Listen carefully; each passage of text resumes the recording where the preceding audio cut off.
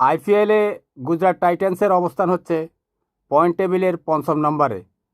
তাই তো শেষ মুহূর্তে প্লে অফ খেলতে যাতে সমস্যা না হয়, নেট রান রেটে যাতে পিছিয়ে পড়তে না হয়, আজকে রয়্যাল চ্যালেঞ্জার্স বেঙ্গালুরুর বোলারদের উপর একেবারে তাণ্ডব চালিয়ে দিয়েছে। রয়্যাল চ্যালেঞ্জার্স বেঙ্গালুরুর 155 রান দেখে গুজরাট টাইটান্সের ব্যাটাররা একেবারে রয়্যাল চ্যালেঞ্জার্স বেঙ্গালুরুর বোলারদের বলকে কচুকাটা করেছে।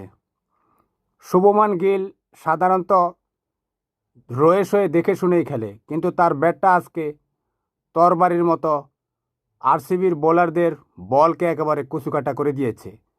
তার দেখানো পথে হেঁটেছে জর্জ বাটলার এবং রাহুল তেওয়াতিয়ারা।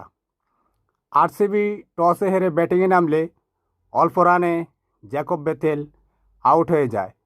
বিরাট কোহলি ম্যাচটা বড় করার চেষ্টা করলেও কাগিসো রাবাদার বলে কাটা পড়ে।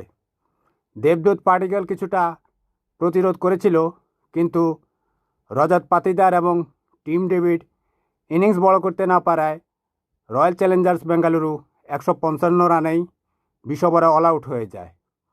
গুজরাট টাইটান্স 156 রানের টার্গেটে ব্যাটিংয়ে নামলে সাই সুদর্শন ইনিংস বড় করতে পারেনি, কিন্তু অধিনায়ক শুভমন গিল 18 বলে 43 এবং জর্জ বাটলার 200 স্ট্রাইক রেটে 39 রান করে। শেষ মুহূর্তে রাহুল তেওয়াতিয়ার ব্যাটিংয়ে ভর করে গুজরাট টাইটান্স 4 উইকেটের বিশাল ব্যবধানে জয়ী হয়। তাদের হাতে আরও 25 বল থেকে যায়। আল্লাহ হাফেজ, ভালো থাকবেন।